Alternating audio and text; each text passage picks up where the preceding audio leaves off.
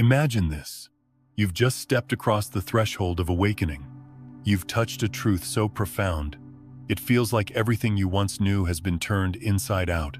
And in that moment, you expect life to unfold in perfect peace, free from struggle, free from pain.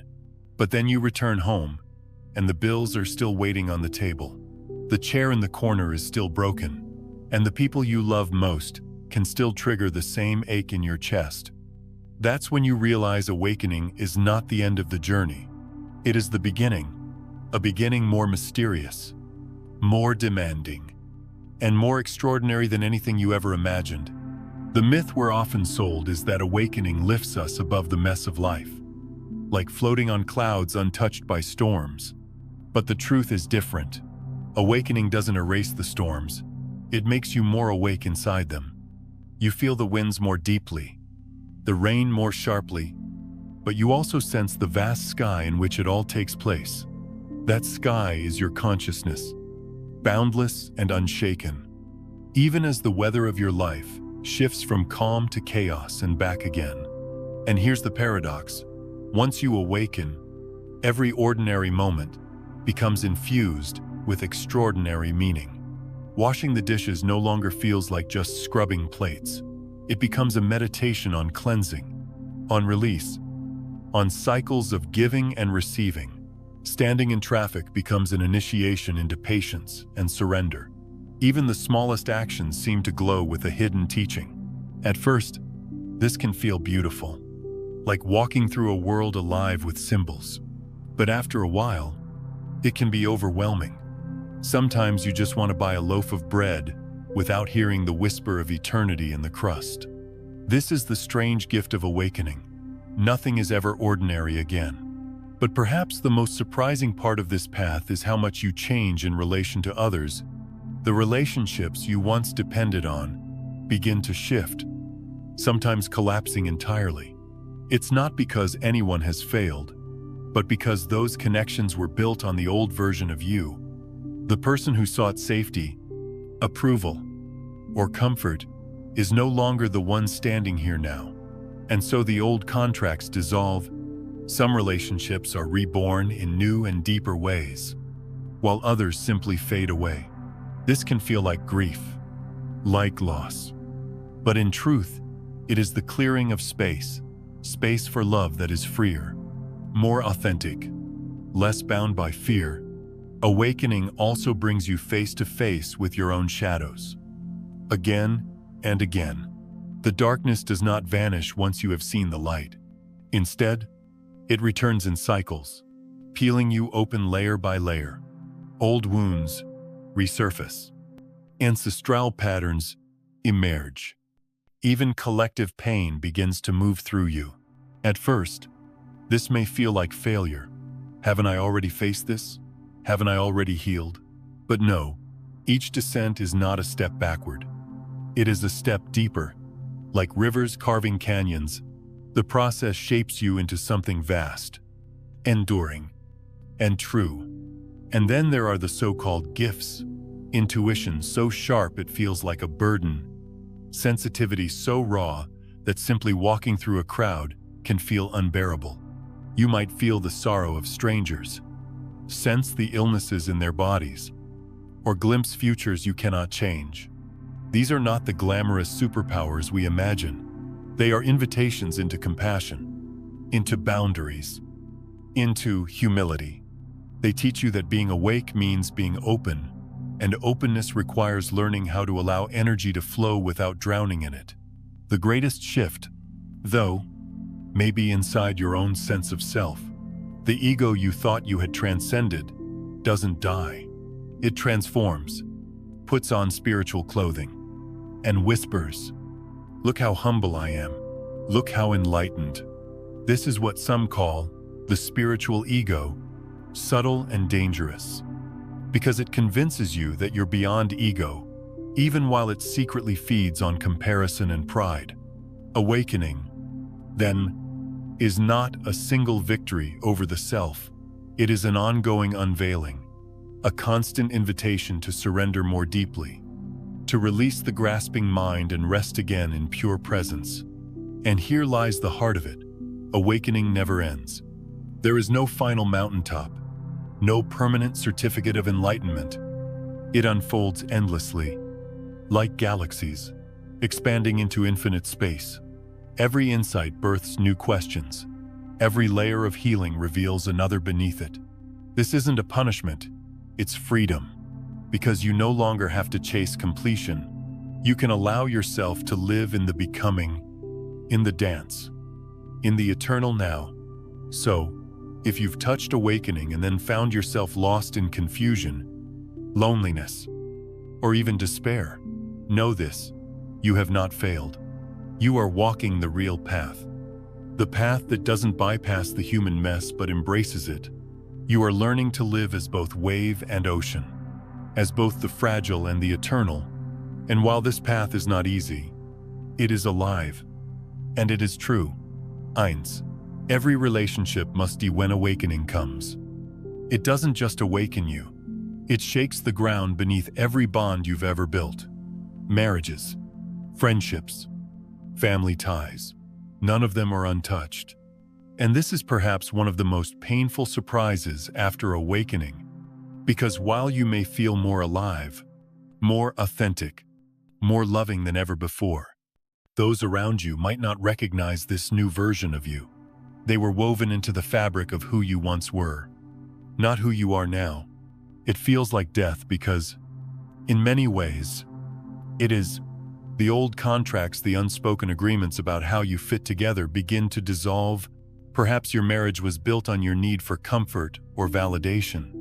Perhaps your friendships were bound together by shared habits of complaining or distraction. When you no longer need those things, or no longer live in those patterns, the foundation begins to crumble. And here's the hard truth: not all of those relationships will survive. Some will collapse completely, leaving behind only the ache of absence. Others may resurrect, but not in the way you expect. They don't return to the old forms. They are reborn as something entirely new, born of two people, meeting each other again without the masks, without the old roles. I remember a woman telling me that after her awakening, she showed up more present, more gentle, more honest than ever before. But her husband felt threatened. "I didn't marry this woman," he said. "I married the one who needed me in certain ways. This independence terrifies me." And so the relationship they once had, familiar, safe, habitual, died. Whether something new could be born in its place was uncertain. And that uncertainty was the hardest part. This process unfolds in stages. At first, there's excitement. You want to share your transformation with those closest to you. Then comes confusion when they don't respond as you hoped. After that, bargaining, trying to hold on to the old while still being true to the new. But eventually, there's grief. You realize you can't carry both. The old way has to end completely before the possibility of new life can emerge. Think of it like a forest fire. At first, it feels devastating, like everything you cherished has turned to ash. But the fire clears the ground. It burns away what cannot grow anymore. Only then can new seeds take root. But there are no guarantees. Some landscapes remain barren, while others burst forth with an unexpected abundance. The real test is whether you are willing to let relationships die, without knowing if they will be reborn. Can you allow yourself to stand alone, rather than cling to something false? Can you release the comfort of the familiar in exchange for the truth of the unknown? I won't pretend this is easy. It is one of the most brutal aspects of post-awakening life. There are nights you will lie awake aching for the people you once laughed with, the comfort of old habits, the illusion of belonging. And yet, this is the paradox: by letting go, you discover a deeper belonging than you ever imagined. Because in the silence left behind, a new intimacy arises, not just with people, but with life itself. The trees become companions. The sky becomes a witness. Silence becomes a friend.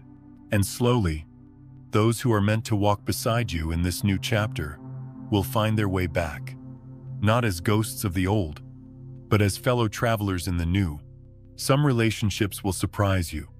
A friend you thought was gone forever may return, transformed, meeting you on new ground. Others will drift away, and your heart will ache for them. But both outcomes are sacred. Both are part of the unraveling that makes space for authenticity. So yes, every relationship must die. The question is not whether they end, but what form they may take afterward. And the invitation is this: to honor the deaths, to grieve them fully, and to stay open to resurrection. Because only through the ending can a new kind of love, freer, lighter, truer, be born. 2. Silence becomes the greatest teacher.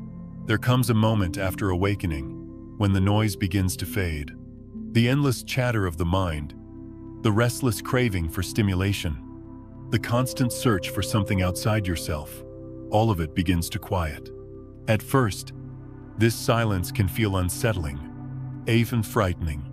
We are so accustomed to filling every space with sound, with activity, with distraction. But when all of that drops away, what remains is not emptiness. It is fullness. It is the living presence of silence itself. And it carries more wisdom than 1,000 books or 100 teachers. Silence does not lecture. It does not demand. It does not argue with your thoughts or try to convince you of anything. It simply waits, with infinite patience, until you are ready to listen. And when you do, you realize that silence is not the absence of sound. It is the presence of something deeper. Beneath the noise, there is a subtle hum, a vibration that feels both eternal and intimate. That is where your soul begins to speak. I remember the first time I truly met silence. Not the quiet of a room with no music, not the hush of a forest at dawn, but the silence that descends within, like a gentle snowfall covering every restless movement of thought. At first, I resisted it. I felt the urge to run, to fill it with words, with plans, with distractions. But as I allowed it to envelop me, something softened. I began to hear the whispers beneath the surface, whispers not of fear or demand, but of guidance, of truth. It was like discovering a friend who had been waiting patiently my whole life. This is why silence becomes the greatest teacher after awakening, because silence reveals the layers of yourself you have avoided. In silence, you cannot hide from your loneliness. You cannot drown out your grief. You cannot escape your longing.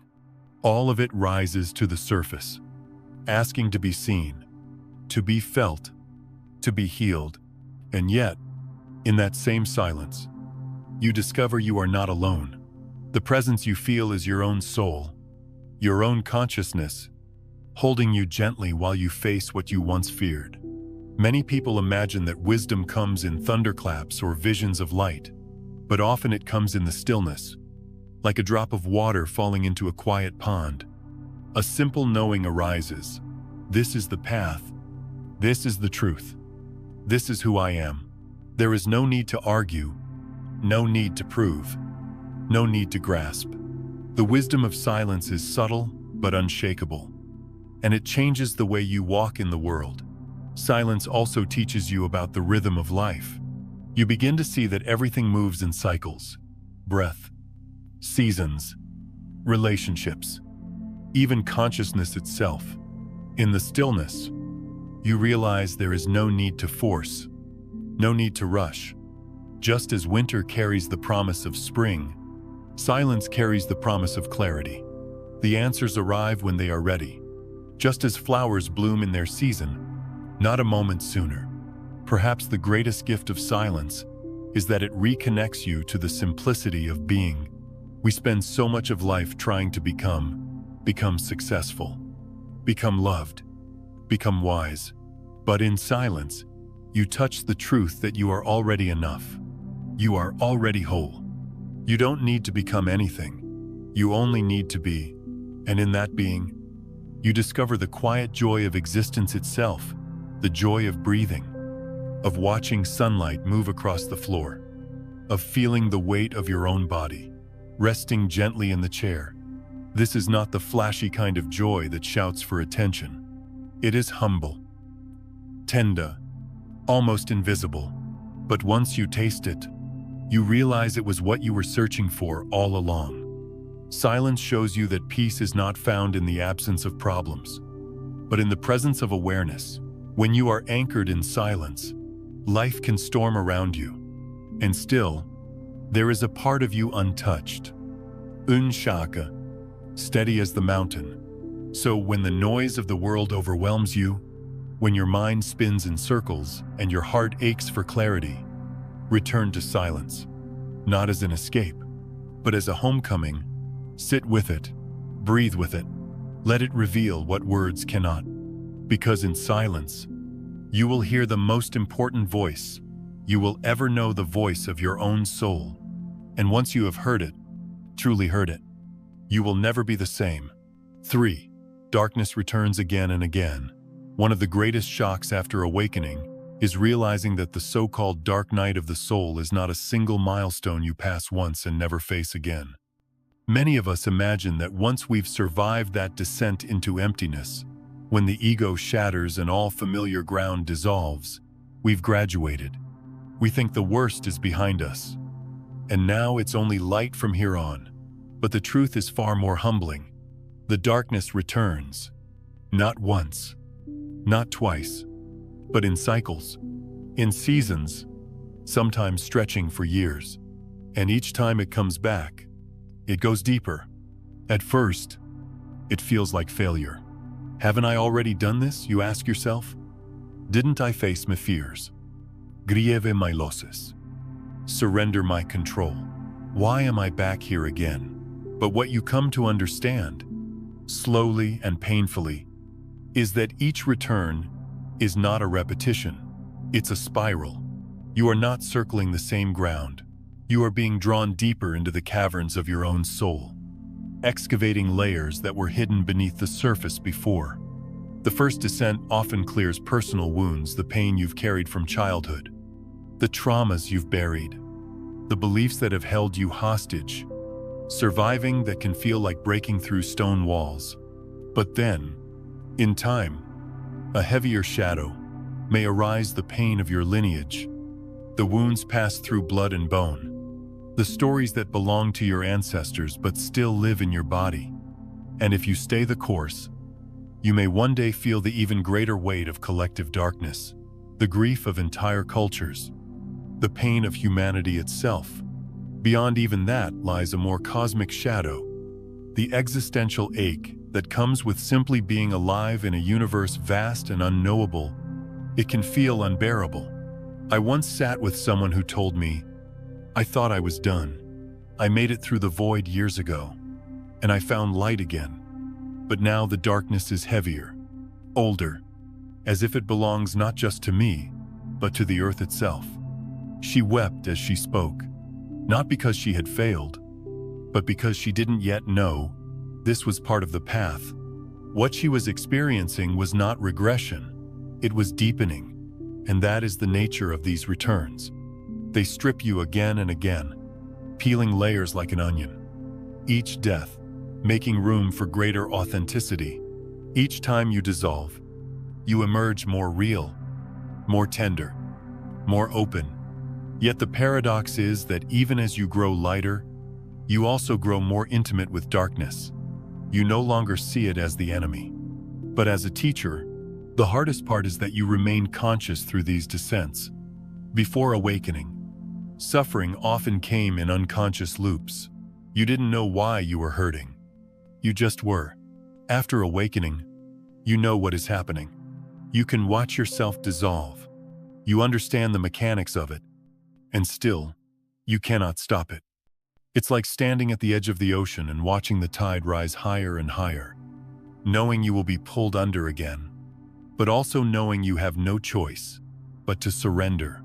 With time, you begin to see that this repeated death and rebirth shapes you in ways nothing else can. You become what Carl Jung once called a professional of dying, not physical death, but the death of false selves, of outdated identities, of illusions you once thought were truth. Each cycle teaches you how to let go a little more gracefully, how to trust the process, even when everything inside you resists. And slowly, your relationship to the darkness changes. You stop asking, "When will this end?" and start asking, "What is this here to teach me?" You stop fearing its arrival and start honoring it as part of the rhythm of awakening. Just as day and night alternate, just as seasons shift from summer to winter, the soul, too, moves through light and shadow. Neither is permanent. Both are necessary. So when the darkness returns, do not mistake it for failure. It is not a sign you are back at the beginning. It is a sign that you are deepening, being drawn further into the mystery of your own existence. And though it hurts sometimes more than words can capture, it is also profoundly sacred. Because in the heart of the darkness, in the silence of the void, something new is always being born. 4. Nothing is ordinary anymore. There comes a point after awakening when you realize that nothing in your life is just what it seems. Washing the dishes is no longer just about cleaning plates. Driving through traffic is no longer simply about getting from one place to another. Even the smallest, most routine activities begin to shimmer with layers of meaning. Life itself becomes saturated with significance. At first, this feels like a blessing. You feel grateful for the way a simple task opens a doorway into the profound. The water running over your hands as you scrub a dish becomes a meditation on cleansing of the body, of the soul, of karma itself. Preparing a meal becomes a lesson in interconnectedness. The soil that grew the vegetables, the sun that nourished them, the hands that harvested them, all converging. In the moment you place them on a plate, even standing at a red light becomes an initiation into patience, into surrender, into trusting the rhythm of life. For a while, this feels beautiful, even miraculous. You walk through your days in awe, astonished that existence could be so alive, so intricate, so full of hidden messages. But then something else begins to happen. The intensity of meaning does not fade. It grows. And suddenly, you find yourself exhausted. Because when every moment carries the weight of revelation, there is no place to rest. I remember speaking with someone who said, "I just wanted to go grocery shopping, but I couldn't stop seeing the energetic exchanges behind every purchase, the karmic lines of debt and gratitude, the lives tied to the food in my cart. It was too much. I wanted to cry. I wanted to scream. I just wanted bread. Not a vision of the entire universe woven into a loaf." That is what it feels like when nothing is ordinary anymore. The veil is gone, and you cannot put it back. Every action, every encounter, every breath feels like a teaching. And while this is sacred, it is also relentless. You may find yourself longing for simplicity, for the ability to move through life without analyzing or absorbing the meaning of it all.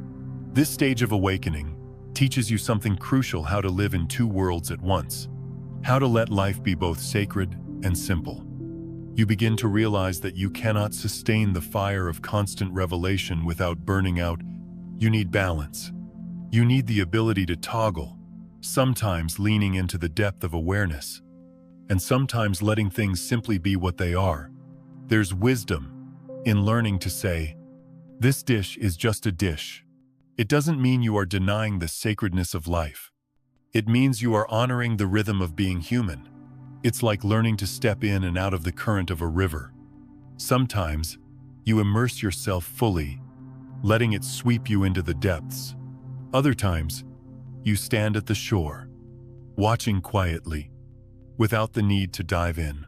What makes this so challenging is that the ego often twists the experience. It tells you that if you don't find meaning in every moment, you're failing at being awakened. But the deeper truth is the opposite. Real integration comes when you no longer need every moment to be profound. You can let life be ordinary without losing sight of its sacredness. And here's the paradox. When you stop forcing meaning, gratitude flows more naturally. The world feels lighter. You can smile at the sun without needing to interpret it as a symbol. You can drink water and simply enjoy its coolness without turning it into a metaphor for consciousness. And in that simple joy, you touch something deeper than all the analysis, a state of being that is both awake and at ease. So if you find yourself overwhelmed by significance, drowning in symbolism, remember this: awakening is not about living in constant intensity. It's about embodying awareness in a way that allows you to live fully human, fully present, without losing yourself.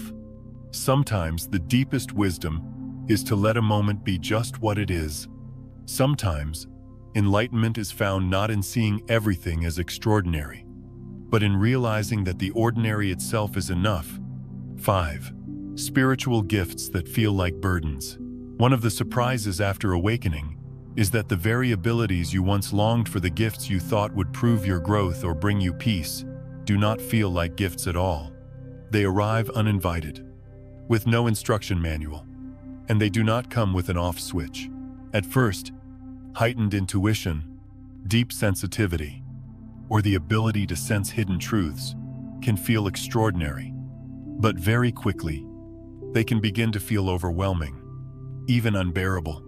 It is like suddenly hearing 1,000 radios turned on at once, each one tuned to a different station. And realizing you cannot control the volume, you walk into a crowded room, and instead of simply greeting people, you feel the weight of their sadness in your own body, hear the echoes of their unspoken thoughts, or sense the sickness that has not yet revealed itself in their physical form. What was once invisible now floods your awareness, and you can't look away. I once spoke with a nurse who described her awakening as both a miracle and a curse. She had developed what she called medical intuition.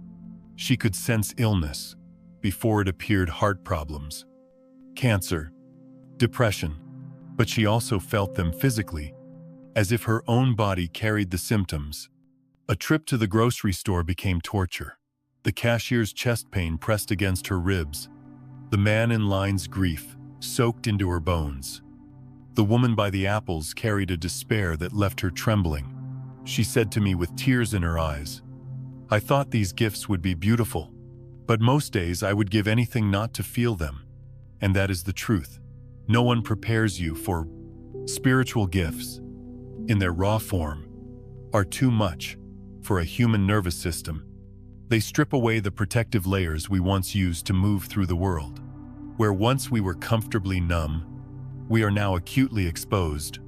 The noise of the city, the emotions of strangers, the turbulence of the collective all pour through the open channels of perception.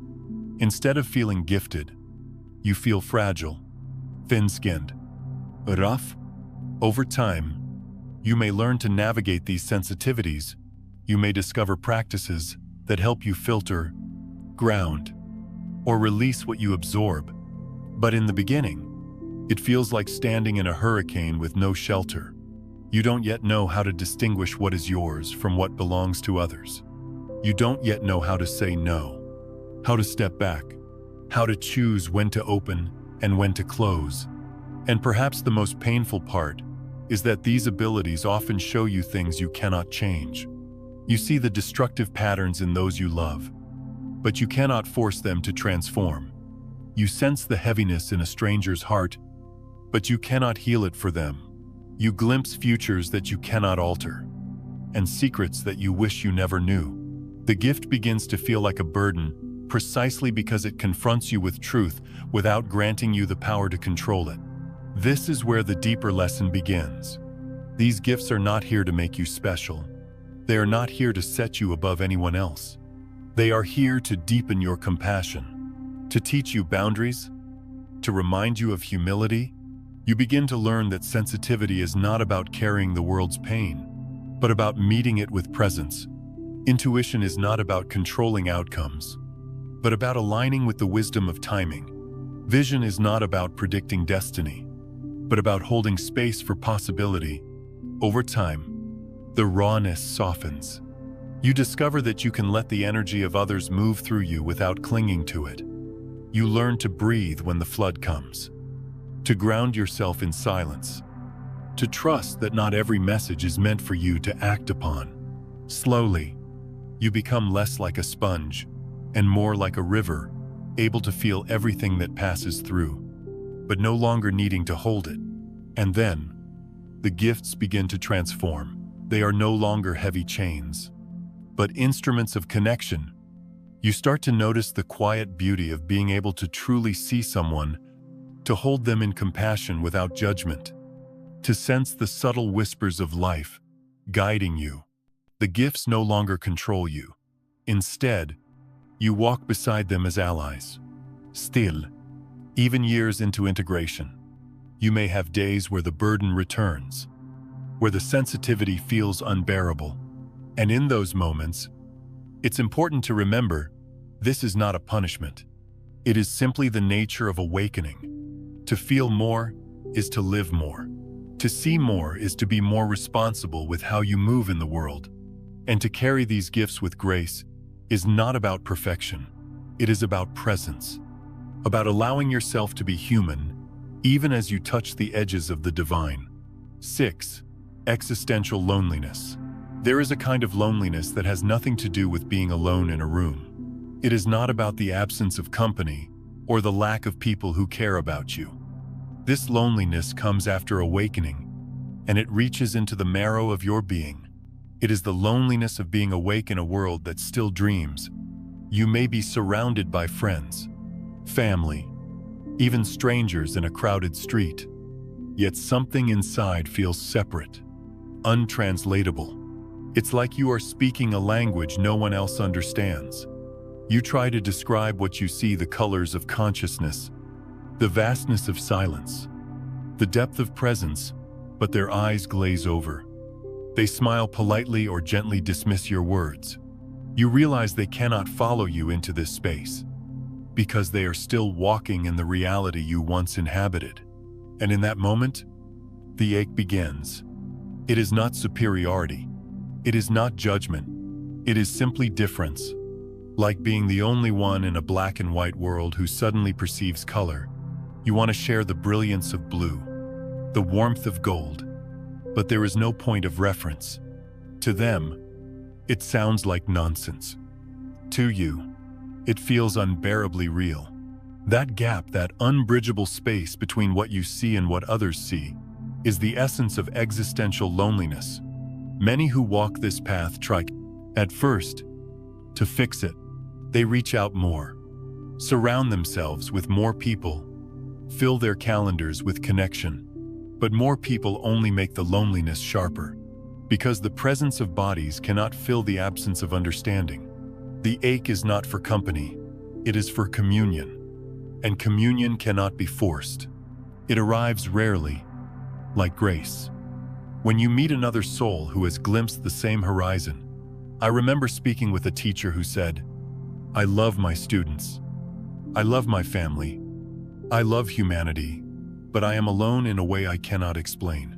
I sit with people every day, yet it feels as though I am the only adult in a room full of children, not because I am better, but because I see things they do not see, and I cannot unsee them." His voice was steady, without bitterness, but with a sadness that only someone who has lived through it could carry. This is the paradox of awakening. You gain access to vast dimensions of awareness, but those same dimensions separate you from the ordinary bonds of life. The conversations that once entertained you now feel shallow. The activities that once distracted you now ring hollow. You long for connection on a soul level, but you cannot manufacture it. And so, you learn to sit with the loneliness. Over time, something begins to shift. You realize that this loneliness is not a punishment, but a doorway. It is a call to turn inward, to seek companionship, not only in other people, but in life itself. The trees begin to speak to you. The sky becomes a friend. Silence becomes a constant companion. Slowly, the ache of separation transforms into a sense of communion with existence itself. This does not mean the loneliness disappears. It remains, like a shadow at the edge of your vision, but it becomes lighter, less sharp. You stop expecting others to fill the void, and you begin to find fullness within it. You discover that aloneness and all oneness are two sides of the same coin. The very space that once felt empty begins to reveal itself as spacious, open, infinite, and in rare, precious moments, you will meet another soul who has walked through the same fire, who has seen the same colors. The recognition is immediate, wordless. Two travelers in the wilderness, suddenly finding each other's eyes. For a moment, the loneliness lifts. You are reminded that you are not the only one, even if the path often feels solitary. So if you find yourself aching with existential loneliness, know this: you are not broken. You are not failing. You are simply awake in a world that has not yet stirred. The loneliness is part of the passage, and in time, it will deepen your relationship with life itself, teaching you how to befriend the silence, how to rest in the vastness, how to hold yourself tenderly, even when no one else seems to understand. 7. You cannot save anyone, not even yourself. One of the most sobering lessons of awakening is realizing that no matter how much love you hold, no matter how much clarity you've gained, you cannot save anyone else. Not your partner, not your children, not your closest friends, not even those who are crying out for help. And perhaps most painfully, you cannot even save yourself in the way you once imagined. At first, this feels cruel. You see with such clarity the patterns that bind people you love. You can trace the threads of childhood pain woven into their present suffering. You can sense the beliefs that keep them small, the wounds that shape their choices, the shadows that cloud their vision. You want to shake them awake, to show them the door that has opened for you. You think, if only they could see what I see, they would be free. But awakening is not contagious. Consciousness cannot be transferred by force. The door must be chosen. The path must be walked. No amount of love, reasoning, or guidance can do that for another soul. And here is the paradox: even when someone is begging for help, even when they say they want healing, often they are not ready to step through. Sometimes, the pain of the familiar feels safer than the uncertainty of freedom. I remember a healer once telling me, "I can see exactly what is wounding someone: the childhood trauma, the self-sabotage, the beliefs eating away at their life. I can point to the path out, but they have to walk it. And most of the time, they don't. They choose to stay where they are. And sometimes, I do the same. I see my own patterns clearly, and still repeat them." Her voice trembled as she spoke, not out of frustration, but out of grief. The grief of watching freedom go unchosen, again and again. This is where the metaphor of the lighthouse becomes essential. You are not the rescuer, not the one rowing out into stormy seas to drag others to shore. You are the lighthouse, steady and unwavering, casting light into the darkness. Those who are ready can see your light and steer their own ship, but you cannot force their hands on the wheel. You cannot row for them. You can only stand in your illumination, no matter how many ships pass you by. The same truth applies inwardly. Awakening does not grant you the power to save yourself in the way you once thought. You will still stumble. You will still return to old wounds, still fall into shadow, still resist the very lessons you understand so clearly. Knowledge alone does not prevent suffering. Awareness does not erase your humanity. And so, even within your own life, you learn to surrender the role of savior. You learn to walk with yourself instead of trying to fix yourself. At first, this is difficult to accept. The ego clings to the fantasy that you will one day arrive at perfect healing, at flawless wisdom, at a state where no more mistakes are made. But the truth is softer, more humbling. You will never be finished. You will never be beyond the need for grace. And that is not failure, it is what makes you human. The real invitation is to shift from saving to embodying. Instead of trying to rescue, You live as an example of what is possible. Instead of pulling others onto your path, you walk it fully, trusting that your presence plants seeds, even if you never see them bloom. You stop demanding that people choose freedom, and you start loving them, even when they don't. You stop demanding that you be perfect, and you start holding yourself tenderly even when you fall. This is what it means to be the lighthouse. To stand, steady and patient, in the storm of human existence. To shine not by effort, but by being. To trust that the light itself is enough, that for some, it will guide them safely home. And for others, it will simply be a reminder that light exists. And so, you cannot save anyone, not even yourself. But you can love, you can embody, you can illuminate, and in the end, that is enough. 8. The rise of the subtle spiritual ego. There is a kind of ego that doesn't boast loudly, that doesn't shout its superiority in obvious ways. Instead, it whispers in the language of humility, cloaks itself in spirituality, and hides behind words of wisdom. This is the spiritual ego, and it is far more dangerous than the one you knew before awakening. The old ego was simple. It wanted recognition, approval, security.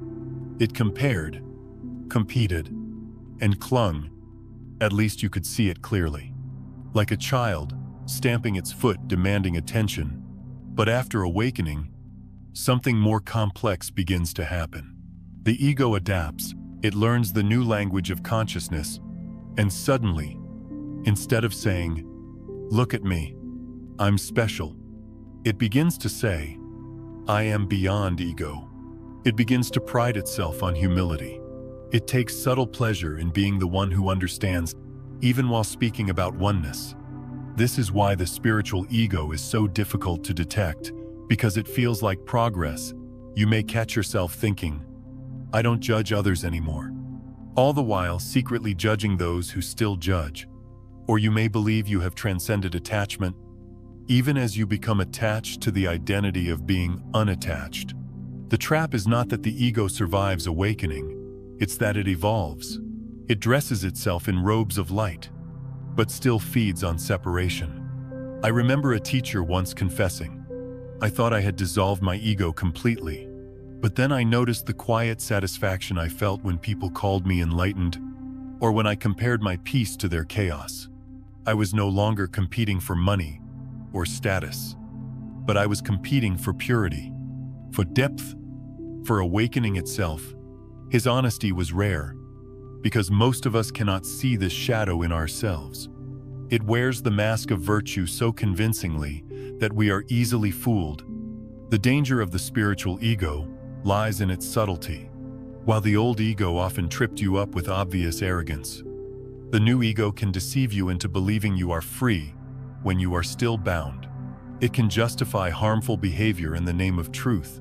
It can dismiss accountability under the guise of non-attachment.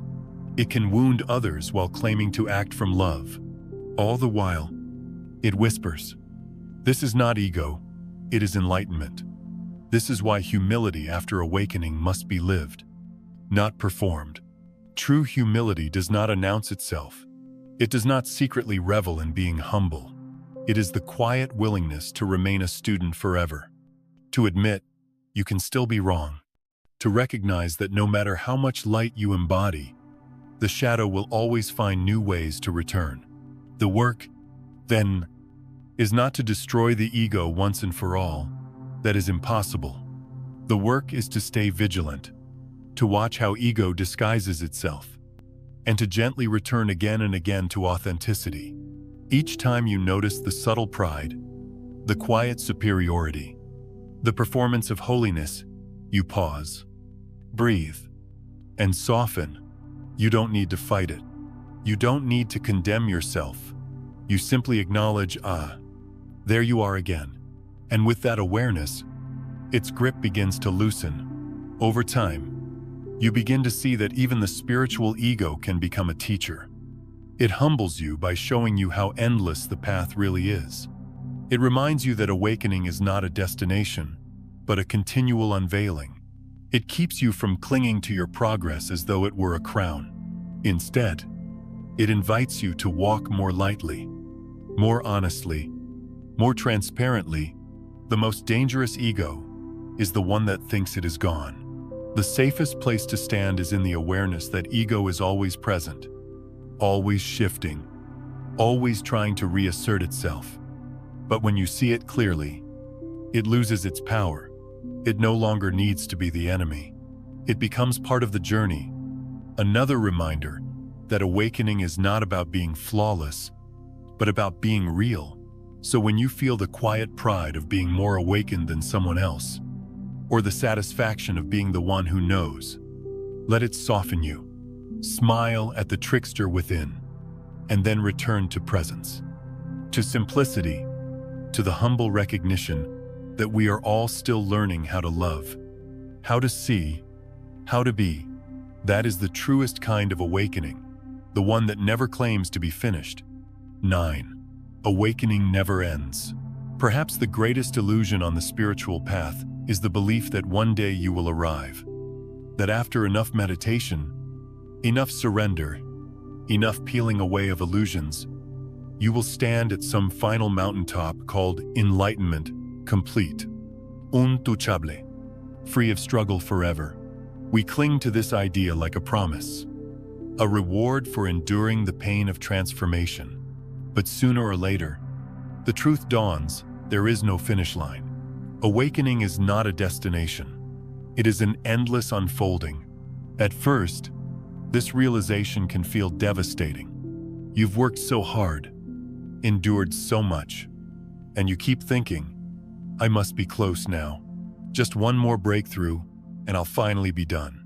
And then, just as you begin to rest in that sense of completion, life opens another door. A deeper wound surfaces. A subtler illusion reveals itself. A new horizon of awareness expands before you. You discover that every answer births more questions. Every healing reveals deeper layers. Every arrival leads to another departure. This is not failure. This is the nature of awakening itself. It is not a mountain you climb once, but a sky you fly into, infinite in every direction. The further you go, the more vast it becomes. You realize you are not moving toward a final resting place. You are moving into an infinite mystery that will never end. At first, the ego resists this. It wants closure, achievement, a certificate of completion. It wants to hold enlightenment like a trophy and say, now I am finished. But awakening strips even this illusion away. It humbles you again and again, until you accept that the path is not about finishing. It is about walking, about living, about opening. I remember a man who had been on the path for decades. He said, every time I thought I was almost there, I discovered I was only at the beginning of another level. At first, it frustrated me. I felt cheated, as if the universe kept moving the goalposts. But then, slowly, I began to see it differently. The endlessness is not a burden, it is the gift, because it means there is always more to discover, always more to love, always more to become. That is the heart of this truth. Awakening never ends, but that is what makes it alive. You are not trapped in sameness. You are invited into continual growth. Each season of life brings new initiations, new lessons, new depths of surrender. Each joy and each sorrow opens you further, not to closure, but to expansion. This realization frees you from the pressure to get there. You can stop rushing. You can stop measuring yourself against an imagined endpoint. Instead, you can settle into the process, knowing that the journey itself is the destination. Every step is awakening. Every breath is awakening. Every moment, whether blissful or painful, is part of the unfolding. There is a kind of peace that comes with this acceptance. You no longer need to grasp for permanence. You no longer need to chase the high of a single breakthrough. You can let life flow, knowing that even when you feel lost, even when you fall into shadow, you are still on the path. You always were. You always will be. And the beauty of it is this: because the path never ends, neither does the wonder. The closer you look, the more intricate it becomes. The more deeply you listen, the more subtle the teachings reveal themselves. The more courageously you open, the more infinite the love becomes. So when you find yourself longing for an endpoint, for the relief of being done, remember this: the endlessness is not punishment, it is grace. It means that you will never be empty-handed. Life will always have more to show you, more to awaken in you, more to draw out of you. The journey will never run dry. Awakening never ends. And that is why it is so precious. 10. The body. 2. Awakens. We often think of awakening as something that happens only in the mind or the soul, as if enlightenment were a purely spiritual event, leaving the body behind. But the truth is, the body is not separate from awakening. It is not just a vessel carrying you along the journey. It is part of the journey itself. When consciousness expands, the body awakens too. And this awakening is often as profound and challenging as the shifts in your awareness. Suddenly, the body begins to speak in ways it never did before. Foods you once ate without a thought now leave you heavy, restless, or ill. Environments you once tolerated: crowded rooms, noisy streets, artificial light, now feel unbearable. Even subtle energies in a place or from another person can ripple through your nervous system like waves. The body becomes more sensitive, more porous, more attuned. It is as though every cell has been retuned to a finer frequency, and you cannot go back to the old ways of numbing or ignoring its signals. At first, this sensitivity can feel inconvenient. You may long for the days when you could eat whatever you wanted, stay up late, push through exhaustion, or walk through chaos without a second thought. Now, the body insists on honesty. It tells you, sometimes painfully, when you are out of alignment.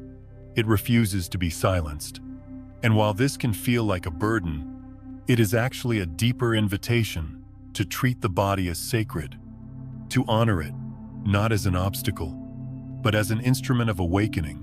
Think of the body as a finely tuned antenna, receiving not just physical sensations, but subtle information from the universe itself.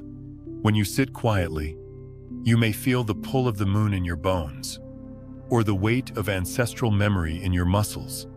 You may sense the collective anxiety of humanity as a tightness in your chest, or the presence of love as a warmth spreading through your skin. This is not imagination. This is embodiment. The body is teaching you that you are not separate from the cosmos, you are woven into it. Science, in its own way, has begun to hint at this truth. Quantum physics shows us that everything is connected at a level deeper than the eye can see, that every particle is entangled with the whole. Your body feels this. It participates in this dance, moment by moment. When you breathe, you exchange atoms with the trees. When you eat, you take in the life of the sun stored in plants and fruits. When you touch another, the boundaries blur and energy moves between you. Awakening makes you aware of what was always true. Your body is not just yours. It belongs to life itself. This awareness can bring both beauty and challenge. On the one hand, you feel more alive, more present in your skin, more deeply connected to the earth and sky. Walking barefoot becomes a prayer. Drinking water becomes a blessing. Resting becomes communion. On the other hand, the heightened sensitivity can make the ordinary world difficult to navigate.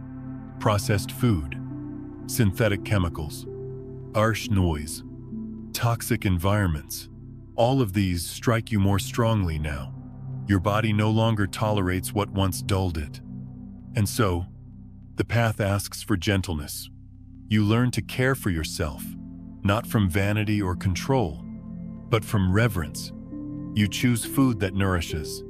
You seek environments that uplift. You listen when your body whispers, instead of waiting until it screams. You treat your body not as a machine to be forced into obedience, but as a living companion, guiding you deeper into presence. There will be times when this feels frustrating. You may feel betrayed by your own body, as though it is too fragile, too demanding. But over time, you begin to see that this fragility is actually a form of wisdom. The body is teaching you how to live in harmony with life, how to slow down, how to align with rhythms larger than your own desires. It becomes your teacher. Just as silence became your teacher, just as darkness became your teacher, the body, too, awakens. And when it does, it shows you the truth. You cannot ignore awakening. Is not just an inner light in the mind. It is a full-bodied transformation. It asks you to live not only with open awareness, but with open flesh, open breath, open heart. To honor the body is to honor the earth, to honor the cosmos, to honor the mystery of being alive in this fragile, miraculous form. 11. Willpower no longer works the same way. Before awakening, much of life feels like a contest of will. You grit your teeth. You push harder. You set goals. You discipline yourself into becoming what you think you should be. The world praises this. We call it strength, ambition, self-control, and it works up to a point.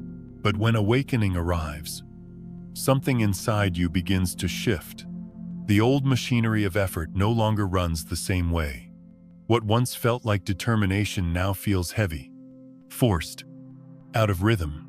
It is not that you lose the ability to act or to create. Far from it. But the source of your action changes.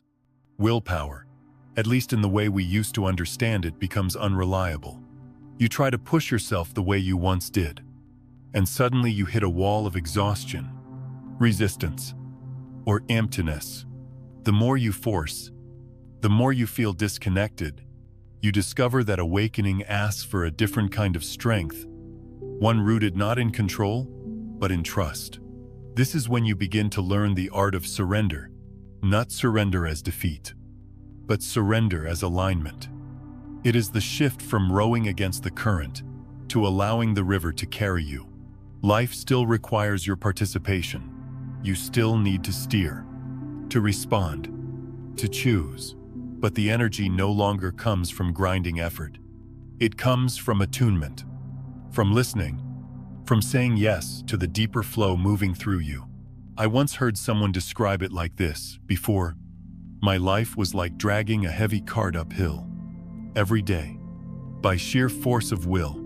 After awakening, it was as if I discovered the cart had wheels all along, and the road itself wanted to carry me forward. My work was no longer to pull, but to guide. That is the essence of this transition. You stop forcing outcomes and begin allowing life to unfold through you. At first, this can feel terrifying. We are so conditioned to equate control with safety. To let go feels like laziness, weakness, or even irresponsibility.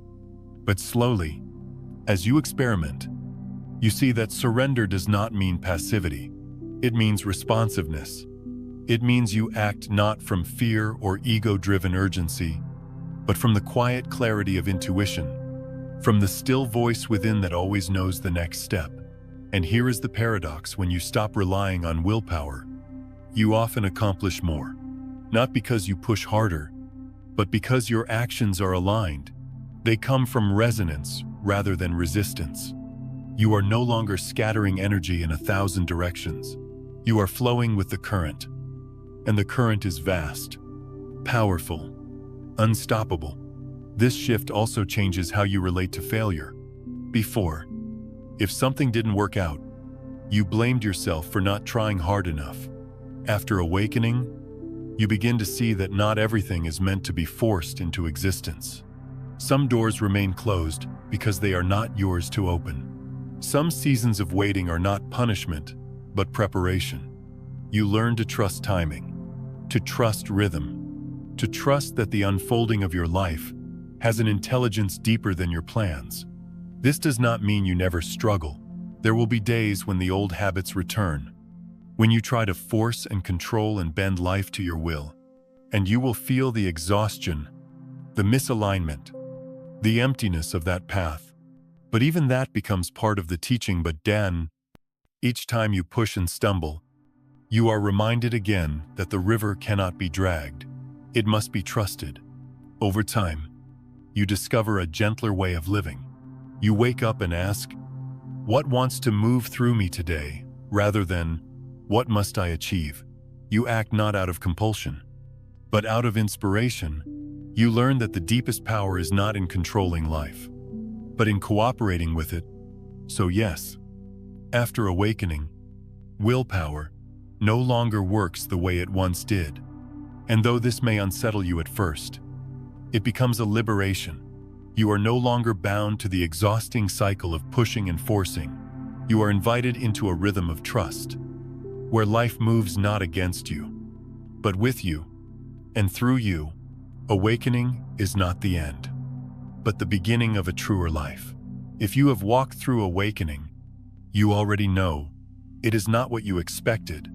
It does not leave you floating above the troubles of life in untouchable bliss.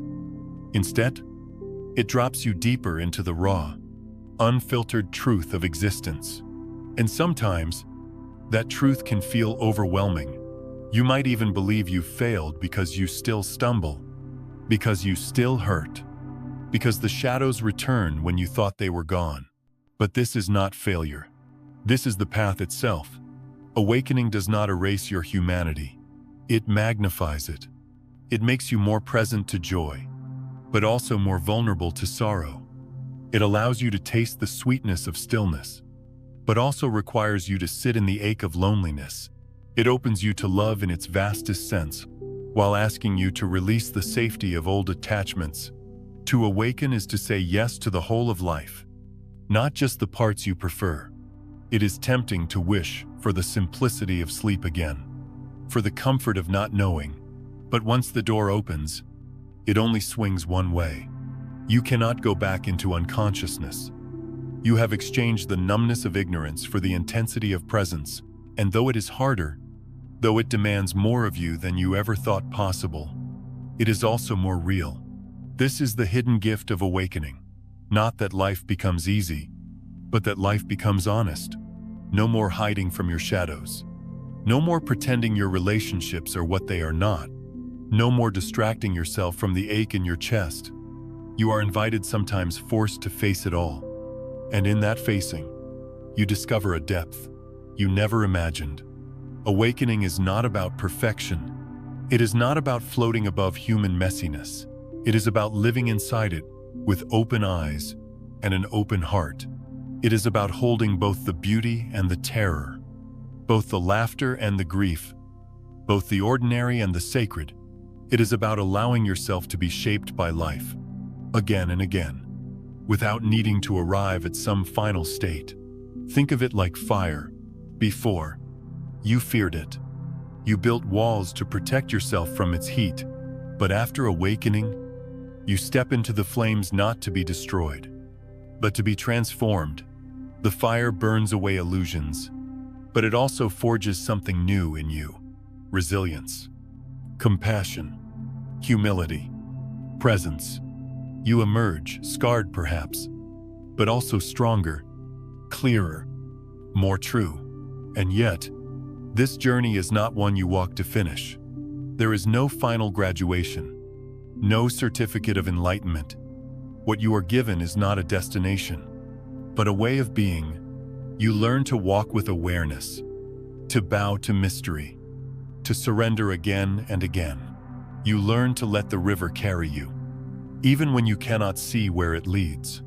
So if you find yourself weary, confused, or aching on this path, know this: you are not lost. You are not doing it wrong. You are simply alive in a deeper way than before. The confusion, the struggle, the endless unfolding, this is awakening. You are not meant to master it like a task. You are meant to live it, to be shaped by it, to let it carve you open until love itself flows through the cracks. Awakening is not the end. It is the beginning of a life more authentic, more vulnerable, more radiant than unconsciousness could ever allow. You cannot go back. You can only continue step by trembling step, breath by sacred breath, into the vastness of what you are becoming. And perhaps that is the greatest gift of all, not that you arrive, but that you are endlessly invited to begin again.